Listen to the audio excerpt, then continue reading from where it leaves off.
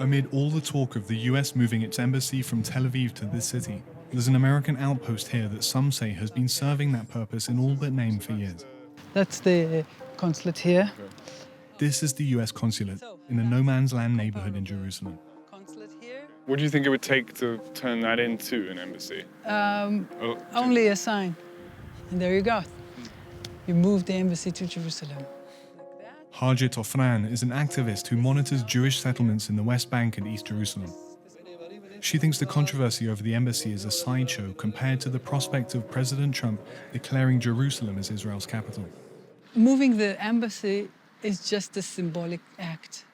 It doesn't really matter where physically they sit. This issue of Jerusalem is one of the most delicate issues that is in conflict between Israel and the Palestinians. You cannot just come one-sided and declare that Israel got it and the Palestinians did not get it. It's killing your possibility to be an actor. In the West Bank, Palestinians have already been preparing for that possibility.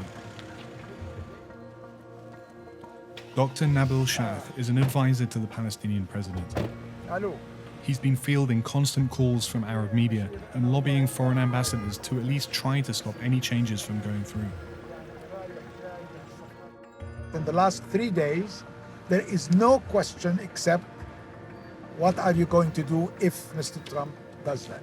And our president is calling every Arab leader and many international leaders. For example, he just called Mr. Putin, he talked to Mr. Macron.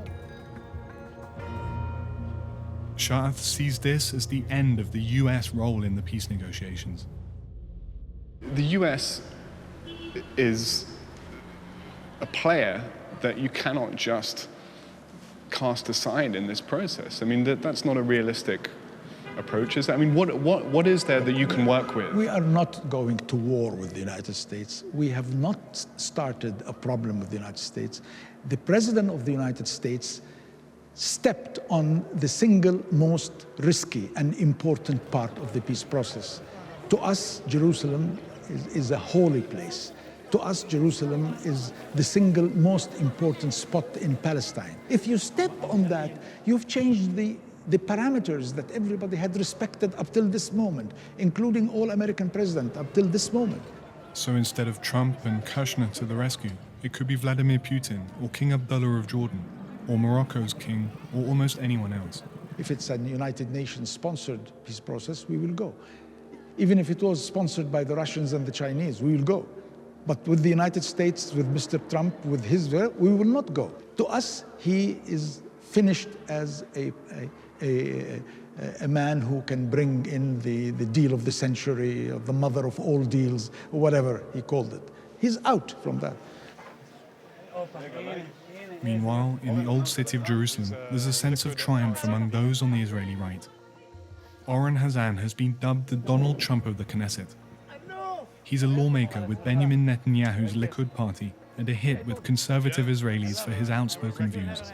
For Hazan, Palestinian warnings that the peace process is dead shouldn't be taken seriously. That's going to be the end of the peace process. You see me laughing. You know, they just try to scare us. They will never let the peace process die because they live from the peace process. They get money, they get donation, they get stage, they get media, they get everything from the peace process.